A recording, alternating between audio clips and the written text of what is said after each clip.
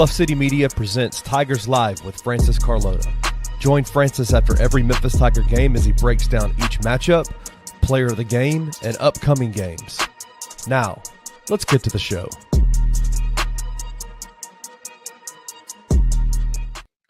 What's going on, everybody? Welcome to Tigers Live. I'm your host, Francis Carlotta.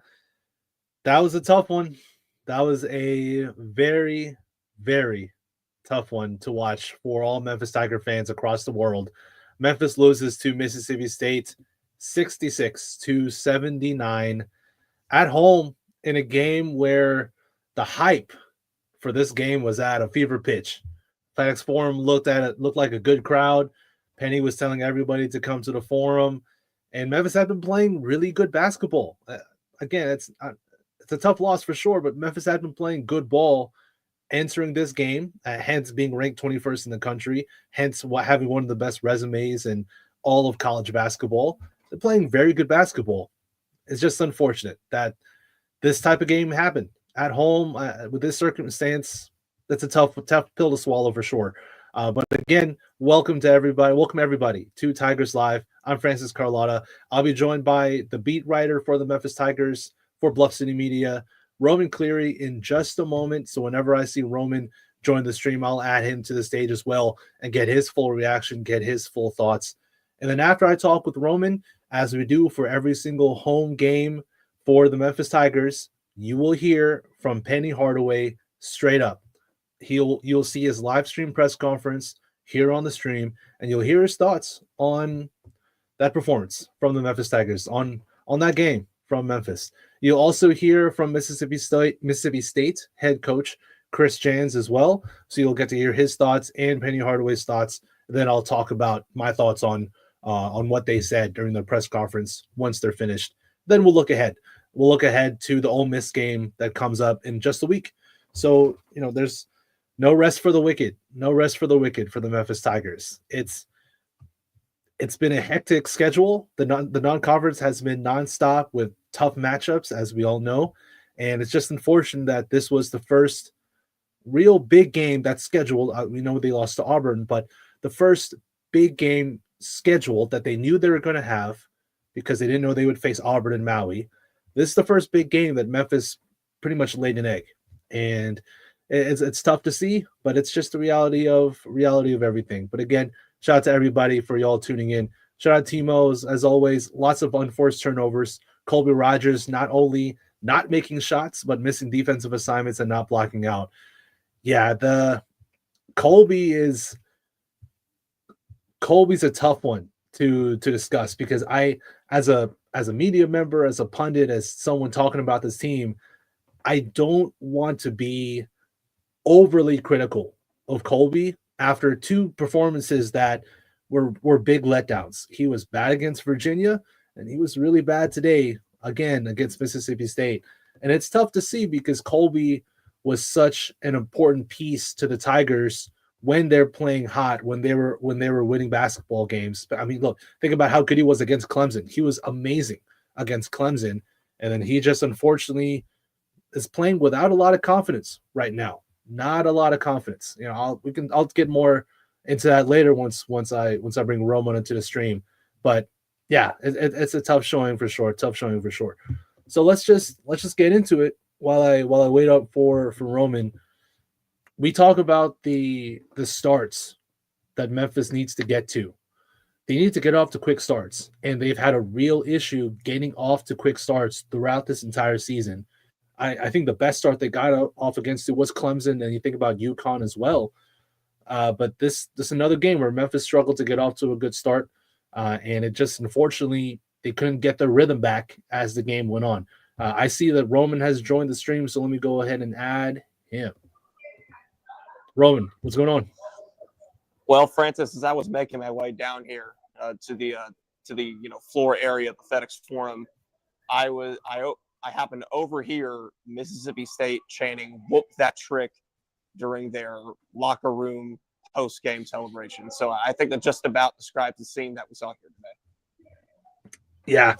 Yeah, it's That's the chance you're going to hear from away teams when they go into the FedEx Forum, they go into Memphis, and they put the beat down on the Tigers. That basically what this game was basically a beat down from start to finish, and we'll talk about it more in a sec. But it just at no point in time did Memphis really have any semblance of control or even a foot in the door against Mississippi State.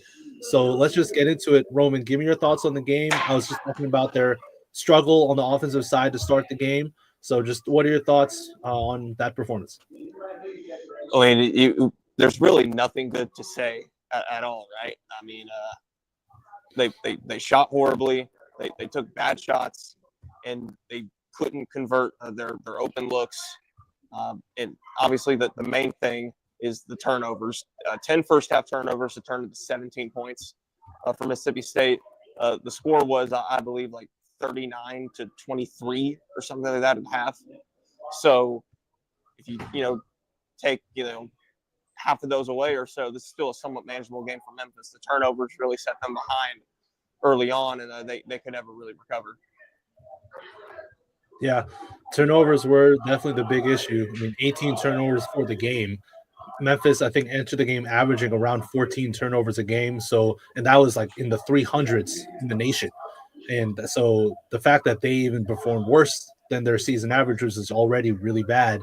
It's a problem. I mean, we talked about it in the last show.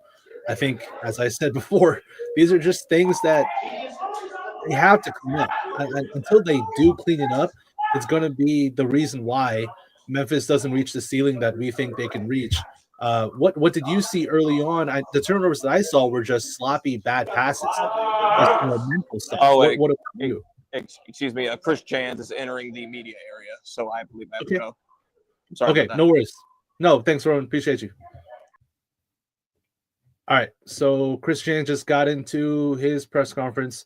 Yeah, I'll talk more about the game, and then we can go into the FedEx Forum depending on how much time and everything. But from my perspective, the turnovers were so lackadaisical turnovers, just really bad passes, and just simply not valuing possessions with the basketball. I know that turnovers are a massive problem for this team. They've been a problem for Penny Hardaway teams for a while, unfortunately, but today it seemed to be the most lackadaisical they've been with the basketball. Not, like I said, not valuing possessions, not taking care of the ball. The passes that were made, forcing passes, forcing cross-court passes, forcing really, really bad entry passes into the post as well. These are things that could be easily fixed if they can just lock in and get the correct mentality with the ball in their hands. But this is the problem that they've had the entire season. And I'm just, at this point, I think it's just a problem that they'll just continue have to deal with. I'm sure Penny Hardaway preaches a ball security in practices, in timeouts. I'm confident of that. But at some point, a coach can only do so much. It's also up to the players themselves, who, as Kenny mentioned in the last show before, men, adults. It's up to them to lock in on the offensive side and not waste possessions. If you look at the stats, Memphis turned the ball over 18 times, and they also shot horribly from three again, and they got good looks. Memphis got solid looks from three. Colby Rogers got good looks, and they just didn't fall. They just didn't fall for Memphis. But I'll get back to going through the quick game recap. So, yeah, Memphis really struggled and to get off to a good start. Their defense looks okay in the first few minutes of the game, but that fell apart pretty quickly too, with just giving up too many open threes for Mississippi State, and Memphis again just turning the ball over way too much. Memphis got down 5-18 pretty quickly into the game, and you had real wonders and real concerns if Memphis was going to be able to dig themselves out of that hole, and it just never happened where Memphis was able to get themselves out of the hole. And every time Memphis would try and make a run, every time Mississippi State would have an answer. As I said to Roman, at no point in time did it really seem like Memphis had a foot in the door against Mississippi State, let alone a real moment where they're like, okay, let's cut this to under 10. Let's make this a ball game. Let's make a run. I think the biggest run they made was an 8-0 run. And then after that 8-0 run, Mississippi State answered pretty much immediately. So at no point in time did Memphis really have any semblance of control of this basketball game. There was that moment where Danger had the steal, Danger had a dunk, cut the lead to 19-34. Then the PJ3, that's the 8-0 run I'm talking about. A PJ3 after that Danger steal and that Danger dunk made the lead 22-34. 34 Mississippi State, 22 Memphis. But after that, Mississippi State answered. So nothing ever truly worked for Memphis. And I think it grows to a bigger concern of the half-court defense that Memphis has. When you get down by so many points in a game, the main way to get back in is yes, the forced turnovers, and you saw Memphis press Mississippi State, and they forced a lot of turnovers from Mississippi State. They had 16 on the day. That's a lot. So the press did its job, but the half-court defense was not good for Memphis. Not good. No communication, giving up wide open threes, missing cutters going to the rim. As I just saw a comment from Timo, missing loose balls as well, getting out rebounded. It just, the half-court defense was not good. And that goes to the half-court defense being not good today goes to another weakness that Memphis has. Their guards aren't very big.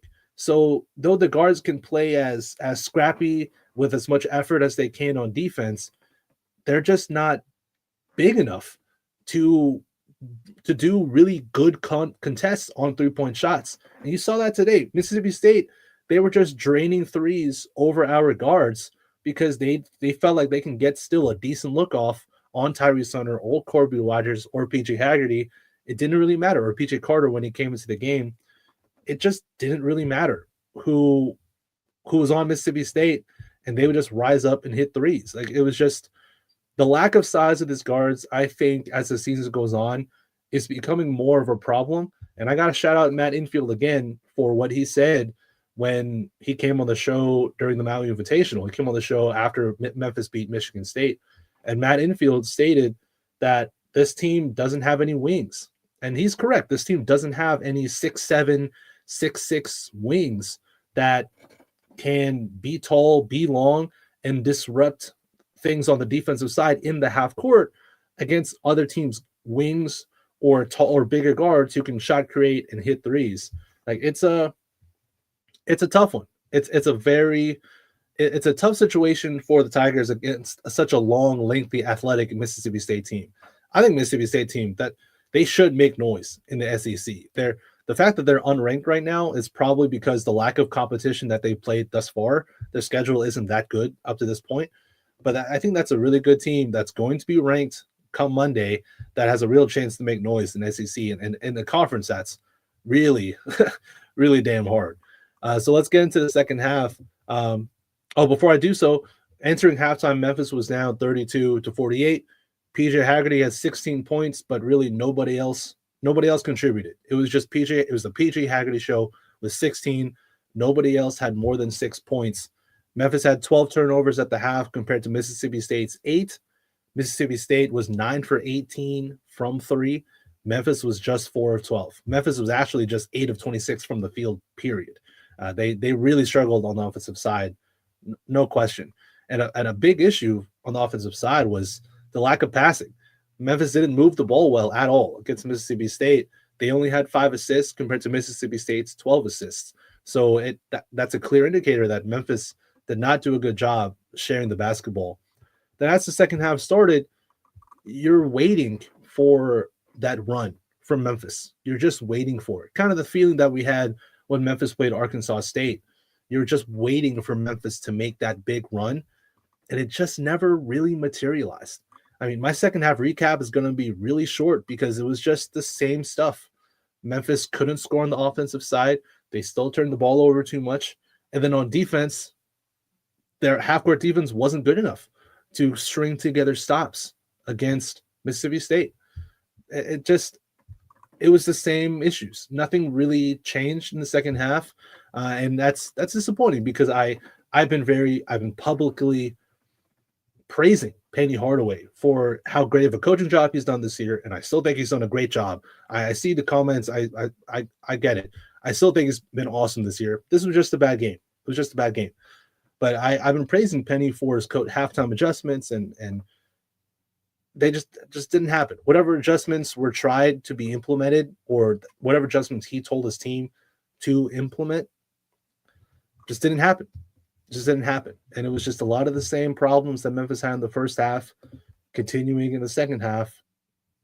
And there was just no moment where you felt like Memphis could get back into this game, and they didn't. They lose 66-79, and it is what it is.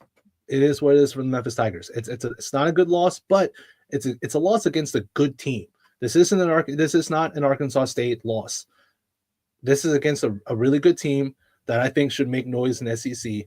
So, yeah, as disappointing that it is for me, for I'm sure all of y'all, for Memphis to basically lay this egg at home, the season's not over. You're not going to get all doom and gloom for me. This season's not done. They still have a game against Ole Miss next week that I'll talk about later on in the show. Then they have all of conference play. This is a bad loss. Yes, it sucks. It's not even fun to do Tigers Live after a loss, but it's okay. It is what it is. Don't hang your head too much. And I am looking forward to hear what Penny Hardaway has to say later on when I see that he comes in. As I go through the comments, let's see here. Yeah, as David Wick said, wanting everyone to fill the house and they can't even show up. Such a disappointment. Yeah, David, it's massive disappointment. You have every right, David. Everyone in the comments, all Tigers fans across the world, they all have every right to be disappointed. This was definitely a tough loss. I don't think any of us expected this performance to happen, especially after all the hype around this team, around everything entering this game. To have this type of game where they essentially lay an egg for the entire 40 minutes, that's tough. Yeah, that's a tough one for sure. Let's see here. Shout out Timo again. I think the scout on him being Colby, he only goes left on jump shots, doesn't go right at all, and doesn't drive. Yeah, I think that's a totally fair shout, Timo.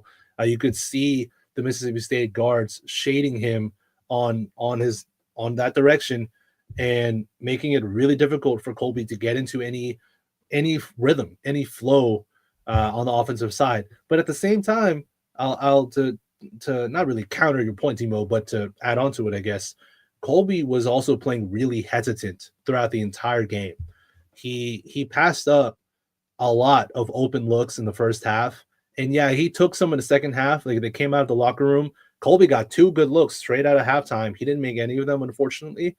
But in the first half, he definitely struggled. He didn't play with any confidence. He passed up open looks.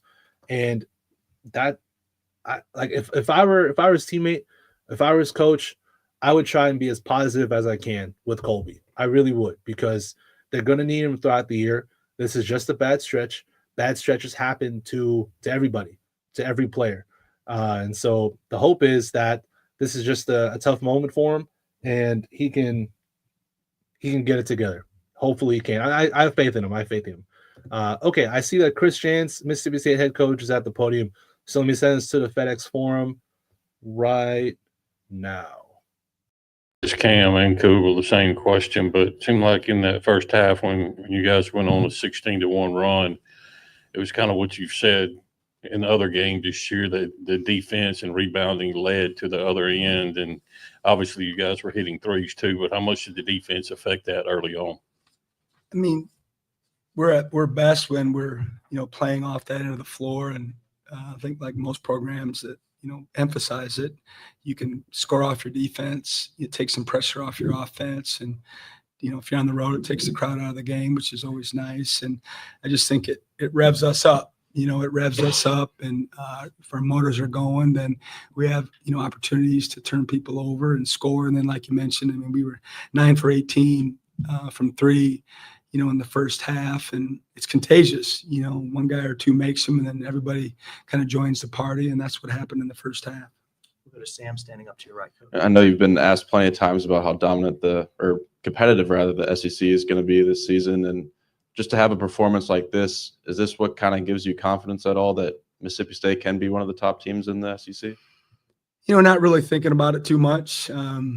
Just really had a lot of respect for Coach Hardaway and the way they were playing and the players they have in their program. They've got some unbelievable wins, and they're coming off a road swing that, is tough. We had an extra day to prepare for them than they did. They had to travel, Wednesday night after a game. And I thought, it was a good timing for us. We had been off and had been preparing for this particular game. So it was really focused on, trying to play well and in front of a great crowd. And, we'll worry about that when we have to. We'll go Brian, fourth row in the back right. I think coming into this game, Memphis was shooting better from three than they were from the field overall, and yet you held them to, I think, 8 of 27 in this one. What were you doing on the perimeter defense that were able to limit them so much? We talked a lot about that heading into the game. Their numbers were mind-boggling. I think they were second in the country or third 3-point percentage-wise heading into our game, and they were going to be at home. So that was a big focus of ours. And, for us, it usually goes back to, how we're guarding the ball, either just one-on-one, a point-of-attack situation, or a ball screen. And, it may look to the, layman that, someone gave up a three, 2 passes later, and it's his fault, but it really wasn't. It was because we broke down earlier in the possession on the ball, and we got into some help situations and created long closeouts, and they took advantage of it. So today we really focused on, trying to keep Hunter and Rogers, not from getting a bunch of catch and shoot threes. We knew Haggerty was going to get downhill. Does against everybody, and we just didn't want to help too much when we were one pass away from either of those guys that I mentioned, because they just shoot the ball so well, and you kind of got to pick your poison. If you want to get in the gaps and you try to keep Haggerty in front, you're going to give up some threes. So that's what we chose to do, and it definitely worked in the first half. We'll go Benjamin, second row middle, Coach. We hadn't seen Riley really lighten up the box score like this since, I guess, the Butler game, but we know he has that ability. He's done it at Florida and here. So, how nice was it to see that you've got, another scoring option who can, have the hot hand sometimes and, fill it up when Josh or Claudel aren't hitting. Yeah, it's a big bonus. Certainly consistency is what we're looking for him and all of our players, but he hadn't been performing as well in recent games. But as everyone knows, like you mentioned, he's very capable of it. He's had big games and big situations in this league before. And for whatever reason, he was ready to go today. And when he shot that first one, it was like, oh boy, get him the ball, because it just looks so pure and so confident. And he really, really gave us a big boost in the first half. But more importantly for us and for him, he just had more bite to him defensively. He was into the ball better. He was getting some deflections, some tips. He was in a better stance and was fighting, more than maybe he has in the past. And hopefully that'll give him confidence going forward to be able to do that. Couple more, Paul. Obviously, when SEC play gets here, you're going to face, like you said earlier this week, talented teams like that every week. But your 2 toughest tests so far this year with Pittsburgh and Memphis, and your team have welcomed that challenge and played their 2 best games almost against the top 2 tests. Does that kind of shine a light on your team or kind of shed some light on what kind of character they have, or is it just too early to say? Yeah, I think it's too early to say. Certainly happy that we played, our best versus the best competition, because in this league this year, that's what you're going to face every single night. It's been well documented where the SEC is at right now in terms of a conference against everybody else. So, now can you do it over the course of, 10 weeks where it's that way every single time? It's not play a game, no disrespect to anyone else that we played in between, but, these kids, unfortunately, this group hasn't been able to, play the same way all the time against, different competitions. So certainly like that fact, but, who knows how it will unfold. We'll go front row middle, and then to David on the aisle to wrap us up. Chris, y'all obviously buried Memphis kind of early on, especially throughout the entirety of the first half. They had 12 of their 18 turnovers in that 20-minute period. Was that something y'all were doing to force those, or was it just kind of self-inflicted on the Tigers' part? Gosh, I don't know. I'd have to watch the tape to really discern if it was more us or them. But that was a big goal of ours, and it's something that when we're playing our best, it's how we play. Where we're getting handsy and getting in the passing lanes and the driving lanes, and trying to make things difficult for the other team and shrink the court. And I'm sure it was a little bit of both. But I think more importantly, our guys were really hungry today. They were excited to play in this venue. They're excited to play against a team like Memphis with so many great players. And then, it's a lot easier to get your players ready to go when they're coming in with, 6-1, quad 2, heck of a road swing, beating the likes of UConn and Michigan State and programs like that. I mean, I wasn't concerned about our guys, being ready to play today, and that really was helpful. Did it seem like a home game at times when you heard the Maroon and White chants throughout the first half? I didn't hear him till the end. My wife tells me that I'm lucky I don't have rabbit ears. I didn't hear him till the end of the game. I think there was a couple minutes left, but we did talk about that before the game. Like, listen, they're going to have a great crowd. And, we've all been doing this long enough now as coaches and players that if you play well enough, they don't have much to cheer about. And most crowds don't get after it if their home team's not playing well. So, play well and you won't have to worry about it. And I think we'll have enough folks up here that if we start playing well, you'll be able to hear them. And this afternoon, that's kind of what happened. David, on the end, wrap us up. You pulled Michael early in the game and put in Keyshawn. We've seen Keyshawn add so much to the offense with his agility, but talk about the job he did defensively, because you gave up the height, but still gave away nothing defensively in the rebounding. He was great. He's only 6 for 14, but he had 9 rebounds, 3 assists, 4 steals, a couple blocks.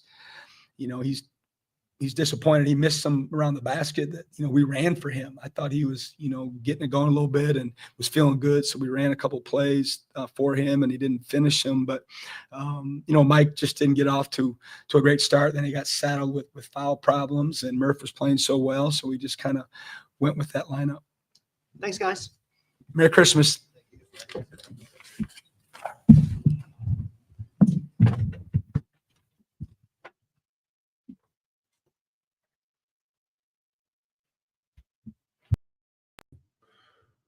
Okay, that was Mississippi State head coach Chris Jans there live from the FedEx Forum. Interesting stuff from him from the start of his press conference. Typical coach speak, complimentary of Penny and of the team, acknowledging how good Memphis has been playing up to this point. And again, they have been playing good ball up to this point.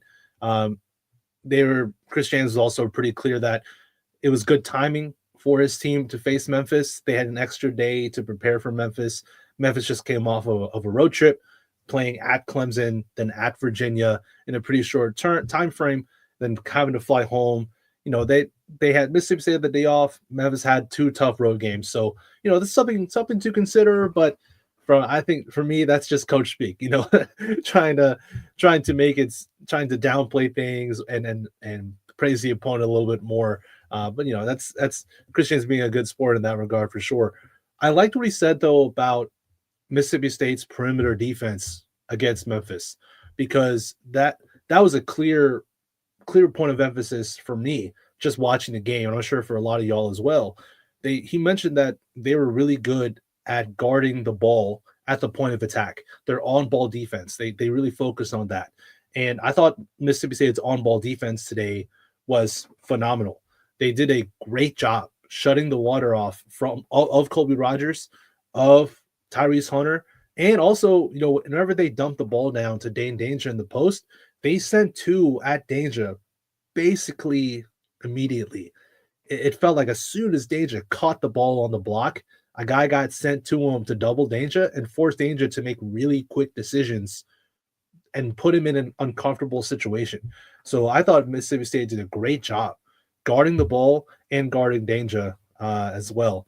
And so they also emphasized allowing PJ to get downhill, but staying home, not letting the other guys get catch and shoot threes. And I think, again, thought that was very clear game plan and a very effective one as well.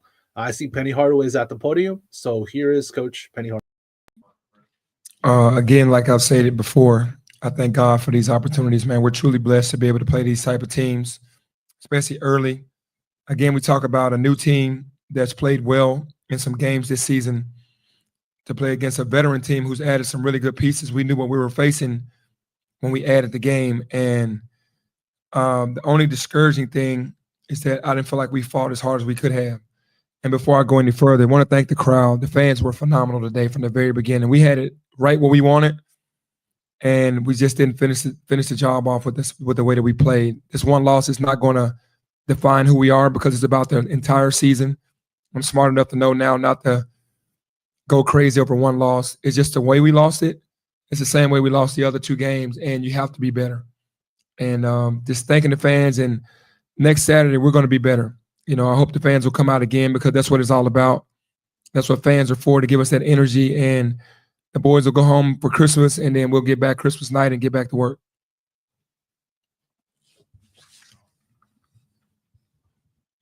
Hey, Coach, after the week that you guys have had, tough games on the road, back and forth, not a lot of time off, how much does that play into, the result of this early start this morning? Well, it plays a lot into it because we're playing 4 guys, maybe 5 guys, a bunch of minutes. And to have this be a quick turnaround in a morning game, obviously that does have something to do with it. But Mississippi State is a really good program, really good team. They played a phenomenal game. We spotted them early with all the threes. They had 9 threes in the first half and only 1 in the second half. If they have 1 and 1 both halves, you never know how this game turns out. But they had too many things working. But, yeah, it does have something to do with it because we're just playing a few guys a ton of minutes.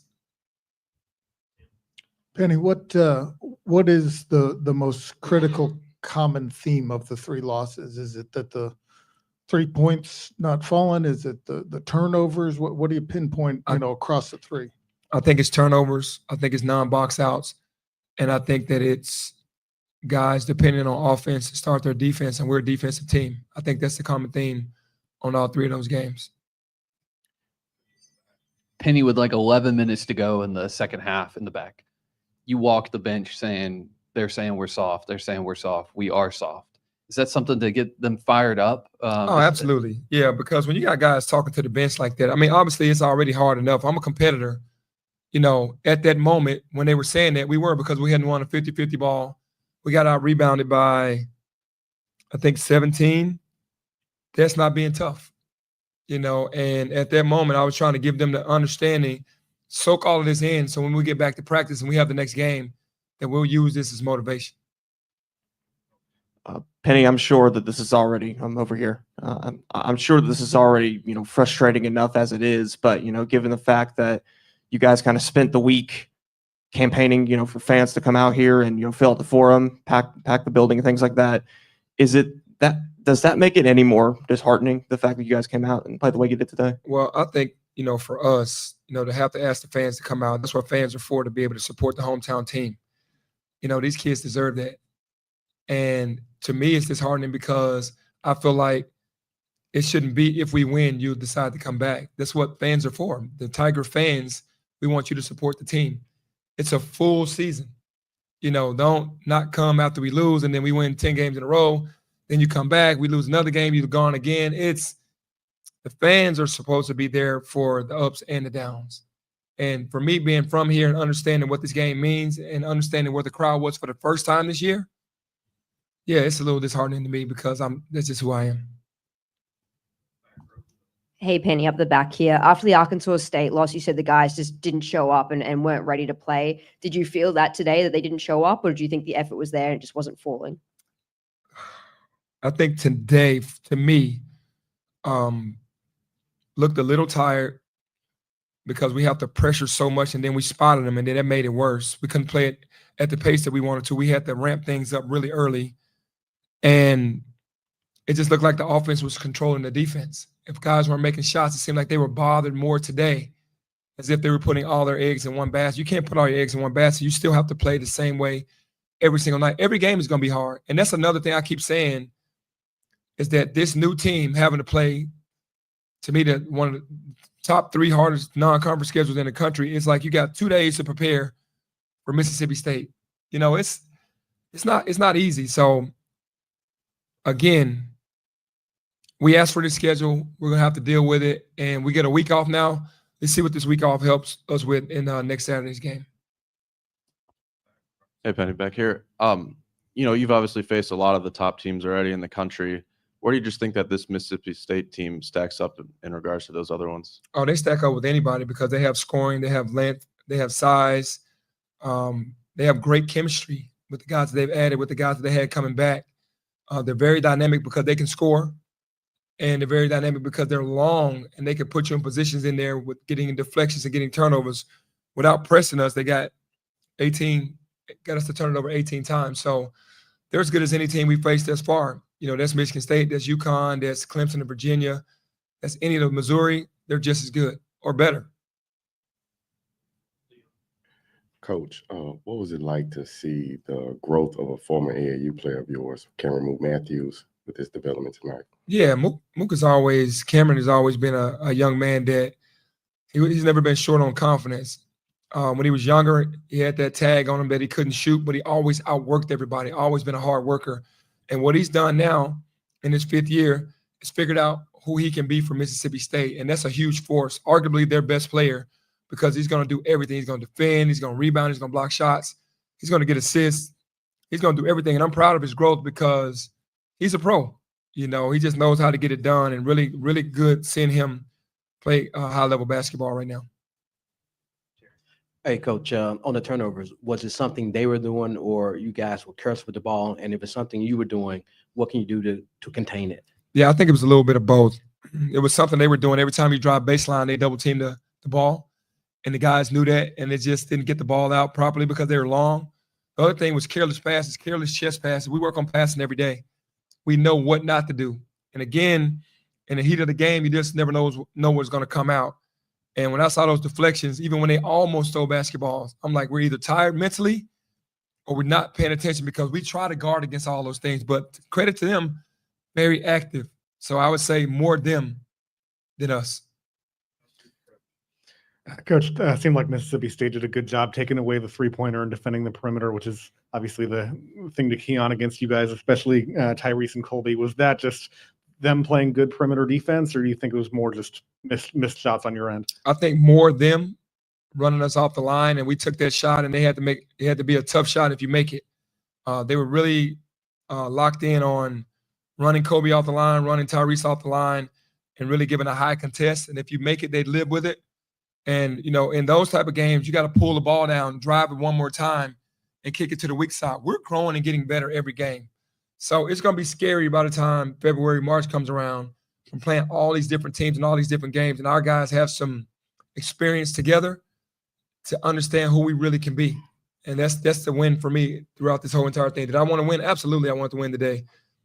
But it's not the end of the world, this one game. We just got to keep growing, keep getting better, and keep putting ourselves in position to get better and better and learn every game that we lose. Coach, right here in the front, you had Musa foul trouble early, and then he had finished the game with 0 points. You had Dane with 6 points and 6 turnovers. What can your bigs just do to be better in the future? They did a good job of double teaming Dane to try to not let him score. That's something that we'll watch film and talk about the areas, because in the game it's gonna seem worse. With Musa, they didn't double team Musa. Musa just has to be more active. It's just chalk it up as a bad game for the bigs and a learning experience, because we're definitely going to learn from it. But what they can do better is continue to run the rim, set great screens, roll to the basket. If they don't get the pass and the shot goes up, give us second shot opportunities to get offensive rebounds. And tonight, Musa had 3 offensive rebounds and Dane had 3 offensive rebounds. We just continue to do that because, again, every team isn't going to be Mississippi State moving forward. We got a really tough game next Saturday, and then we go into conference. And if we can finish this thing off 10-3 with the schedule we've had non-conference, that's a huge win for us going in and learning from everything that we've had happen to us from North Carolina and Alabama moving forward. Thank you. Yes, happy holidays.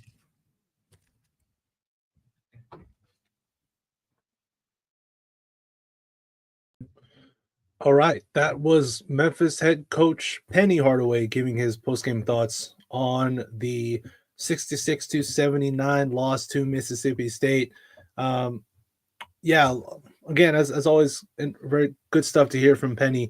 The big ones, the big takeaways that I had from this press conference, yeah, one loss won't define the season. Of course not. It won't define the season. At the same time, it's about looking at those losses and what are the common themes. And that question was asked to Penny Hardaway. What were the common themes of those losses?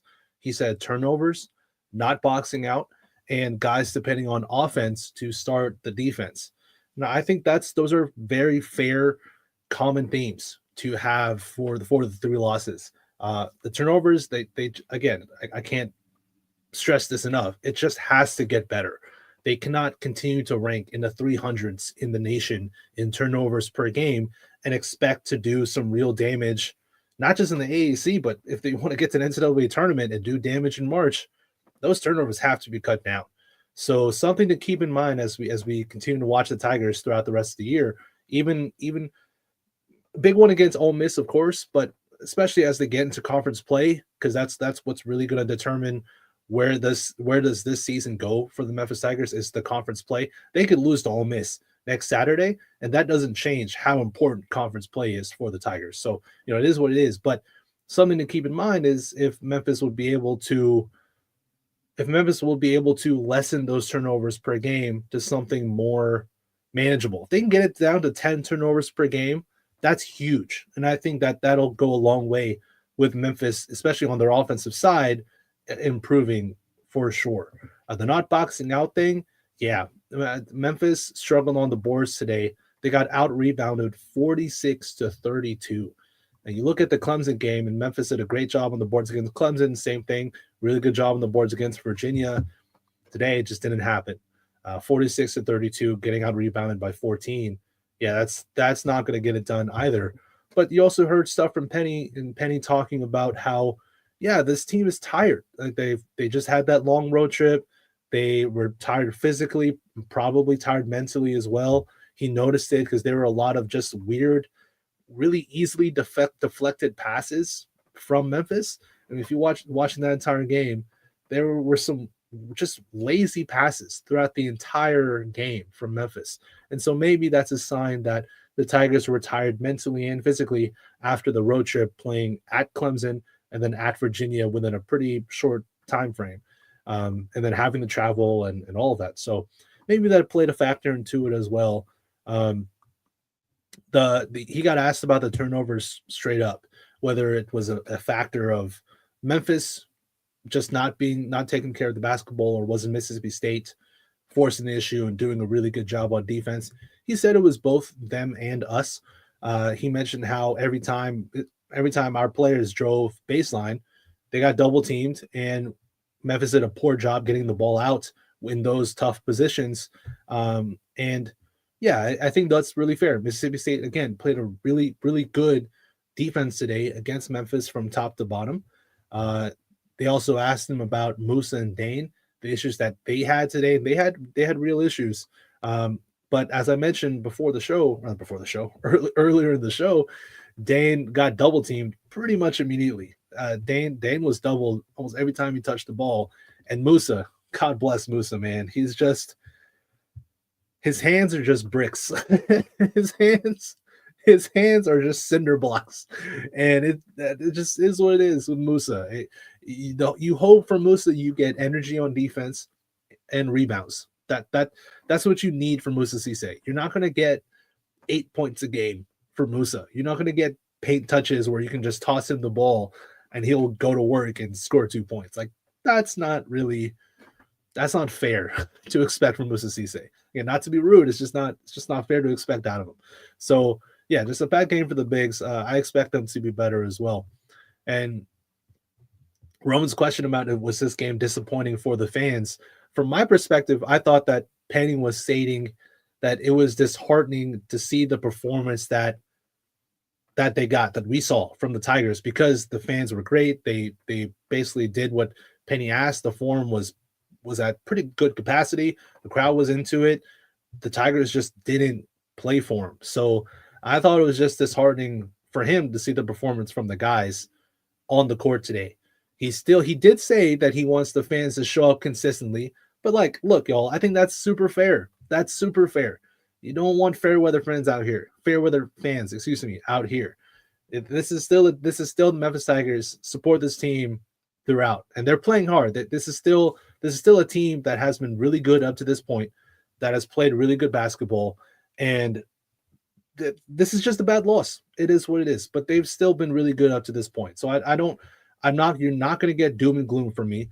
You're not going to get me stating that this team is all of a sudden now coached by an awful coach, that this team is fool's gold. I seen in the comments people calling him fool's gold. Y'all not going to get that from me. This is still, I think, a really good team. Losses just happened, and it's a really good Mississippi State team that was a little fresher and played really good defense against Memphis. And Memphis just didn't have it today. So, it is what it is for the Tigers. I saw a comment from shout out Devin Todd here. Definitely got to get more aggressive on boards and playing our game. Drive the ball and get to the line. Amen to that, Devin. Amen to that. Because that is how Memphis was able to win against Clemson. Or sorry, not Clemson, Virginia. That's how they able to win against Virginia. In the second half, as you all remember, Memphis didn't jack up a lot of threes in the second half. They made a concerted effort to be aggressive getting into the paint, drawing fouls, and they were great on the glass against Virginia as well. They owned the offensive rebound category against Virginia, and that's a big thing that the Tigers team has to do on a more consistent basis in order to consistently win games at a really high level, because shots aren't always going to fall. So if the shots fall and you get the effort on the boards and you get them driving the ball, getting to the free throw line, then that's when you get a really damn good basketball team, a team that's beat UConn, a team that's beat Clemson at Clemson, a team that beat Virginia at Virginia, a team that beat Michigan State, and now a ranked Michigan State team. That's what happens. But today, unfortunately, just wasn't our day. This wasn't our day. It is what it is. Let's see.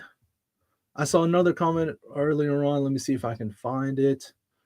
Shout out to H dot. I'll just say H dot because H period sounds weird. Although maybe that could be a good rapper name. Who knows? Anyway, call you H dot. Very tough loss today. Must learn from mistakes, weaknesses, coaching mishaps, maybe tough scheduling.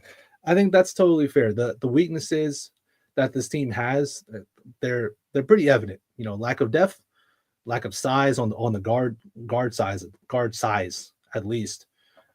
Perimeter defense, definitely an issue, and they got to be better on the boards on a consistent basis. So weaknesses got exploited. And I think the point about tough scheduling is totally fair. All of these non-conference games have been tough. This is one of the hardest non-conference schedules in the country. And, they're reaching the end of it. They're reaching the stretch of difficult non-conference games. They play Ole Miss next Saturday, and it takes a toll. Again, it's a long season. This stretch of games takes a toll, but hopefully, as Penny said to end his press conference as well, that this week off until Ole Miss next Saturday, they got Christmas, obviously have the holiday. Hopefully this time off will kind of reset and rejuvenate as they enter next Saturday against Ole Miss.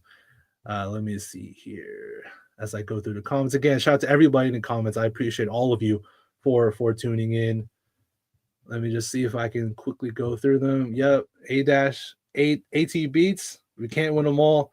Let's keep going. Go Tigers, go. Absolutely. Can't win them all. It's okay. It is what it is. Can't win them all. No question. Let's see. This comment from Devin was interesting too. Personally, we should get Dane more involved in offense.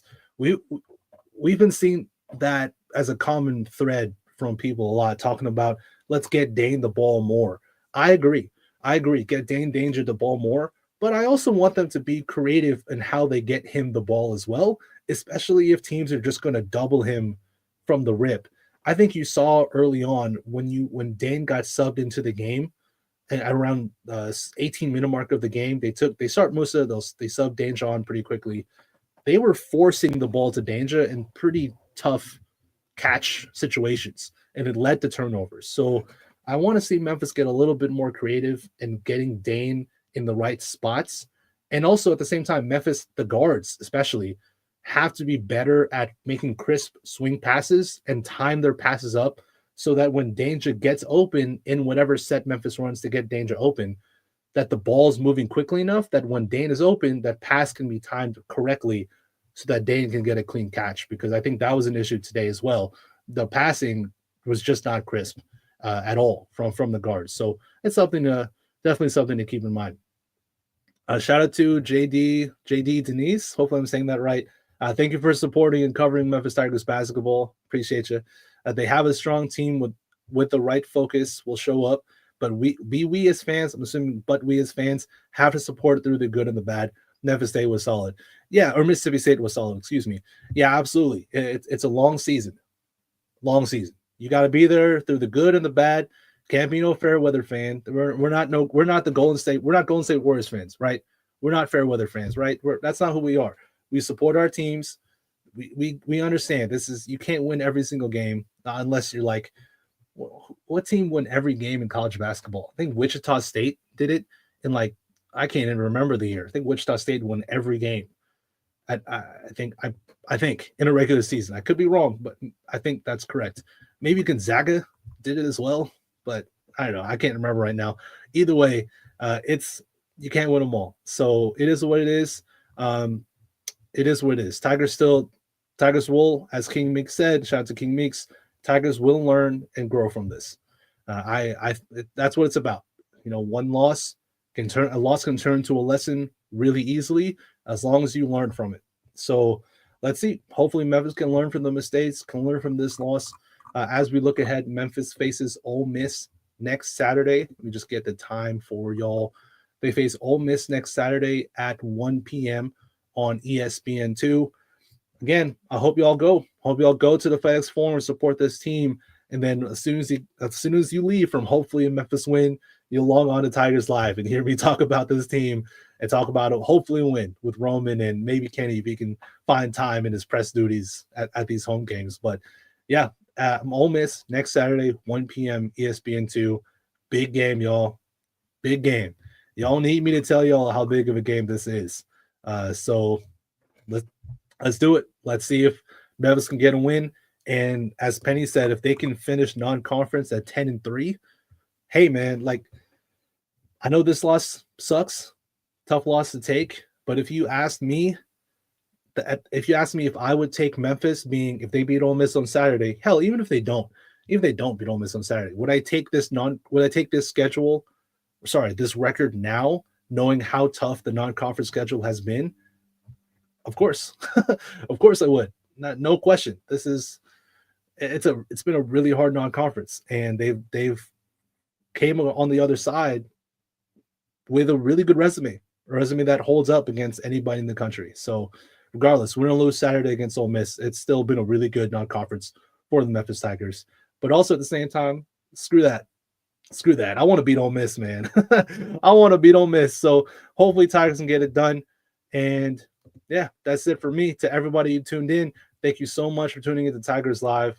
I'm Francis Carlotta. Be sure to subscribe to Bluff City Media on YouTube. Follow us on Twitter or X, wherever you want to call it. I think we're on Blue Sky now too. So if you're on Blue Sky, find Bluff City Media on Blue Sky. Be sure to like the show, comment, leave comments. Definitely click that like button. And again, to everybody, I'm Francis Carlotta. See y'all next time. Peace. Thank you for listening to this episode of Tigers Live. If you enjoyed this episode, like and subscribe to Bluff City Media's YouTube page. For comprehensive coverage of all things Memphis sports, head over to www.bluffcitymedia.co and find out how you can become an insider. We will see you back here next time.